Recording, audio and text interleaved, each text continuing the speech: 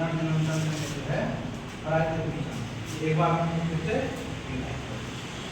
ये नर जन्म तंत्र का विस्तृत वर्णन हुआ, जिसमें नर जन्म तंत्र में जो है वृषण जो है एक महत्वपूर्ण अंग है।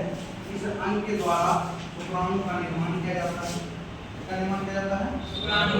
शुक्राणु का। इससे जो है एक हार्मोन एंड्रोजन बोलो या टेस्टोस्टेरोन हार्मोन का स्रावन होता है।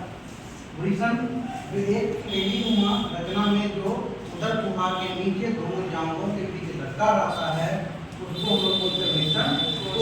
और ये इसलिए बाहर रहता है क्योंकि शुक्राणु का निर्माण जो है शरीर के तापमान से 2 से 2.5 डिग्री तापमान कम से होता है। शरीर का तापमान कितना? 35 डिग्री। तो 35 से 2 से 2.5 डिग्री तापमान कम कर देना, तो शुक्राणु का निर्माण होगा।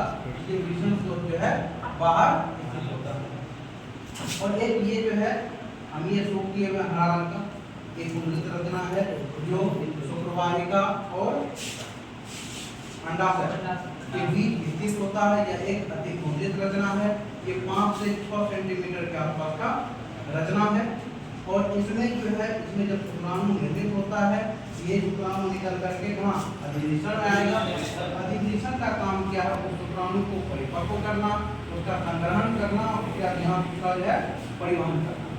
तो यहाँ से शुक्राणु को परिपक्व शुक्राणु को यहाँ से ले जाने के लिए एक नली दिख रहा है।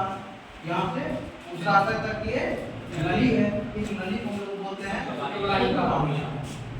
शुक्रवाहिका के किनारे में और मूत्राशय के ठीक नीचे एक संरचना स्थित है, एक थैलीनुमा संरचना स्थित है, जिसको क्या बोलते हैं? शुक्राशय बोलते हैं। शुक्राशय क्या होता है? क्षारीय तरल यहाँ पर उत्सर्जित करता है। इसका पीएच मान कितना होता है? 7.4 होता है। और इस तरल में जो ग्लूकोज पाएगा तो क्या यहाँ पर शुक्राणु यहाँ आ गया और शुक्राणु क्या कहा जाएगा? प्रोस्टेट ग्रंथि। प्रोस्टेट ग्रंथि का पीएच मान क्या होता है? अम्लीय होता है। उसका पीएच मान 6.5 होता है। तो लगभग जो है यहाँ शुक्राणु जब आएगा, ये देखो शुक्राणु जब यहाँ से निकलेगा और बाहर में निकलेगा, तो ये बाहर निकलने में शुक्राणु नहीं रहेगा, वो क्या हो जाएगा? बीड़ी हो जाएगा।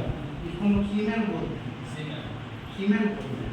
और बीड़ी जो बनेगा जब यहाँ शुक्राणु गया मिला शुक्राशय से, शुक्राशय में तरल है, तो उसके बाद मिला प्रोस्टेट ग्रंथि में, प्रोस्टेट ग्रंथि में भी तरल है। यहाँ पे क्षारीय तरल और यहाँ पे अम्लीय तरल है। जब सब तरल से मिलेगा, इसमें जो शुक्राणु का बनावट होगा वो किसमें बदल जाएगा? बीड़ी में। इसमें बीड़ी में बदल जाएगा। और जब अंकुरन के बाद बाहर आएगा तो उसको हम क्या बोलेंगे? बीड़ी बोलेंगे। ठीक है।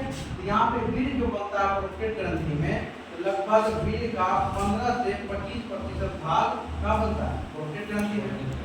तो क्या अंकुरन के बाद बीड़ी क्या हो जाता है? बाहर। तो हम लोग जो रचना पहले प्रोस्टेट ग्रंथि बाद आता है मूत्रनाट जो है मूत्राशय और शीशन तक जो फैला हुआ एक लंबी नली, इसको क्या बोलते हैं? मूत्रमार्ग। और इसी नली के माध्यम से जो है वीणिका और मूत्र का, वीणि और मूत्र दोनों का आकलन इसी रास्ते से होगा। और ये हमको दिख रहा है, ये रचना इसको लोग बोलते हैं शीशन, इंग्लिश में बोलते हैं पेनी। यह एक मांसल और मुलायम स्पंजी रचना है जो एक प्रकार के स्पंज से मिलकर के बना हुआ। इसमें बहुत सारा रक्तवाहिका पाया जाता है। रक्तवाहिका का एक छोटा छोटा समूह होता है, उनका केशिका कार्पस बोलते हैं। और उसमें जब रक्त भरता है तो इसमें तनाव आता है और शीशन में कठोरता प्रदान होता है। बस यही सब जो भाग था ये नर जन्म तंत्र का। समझिए।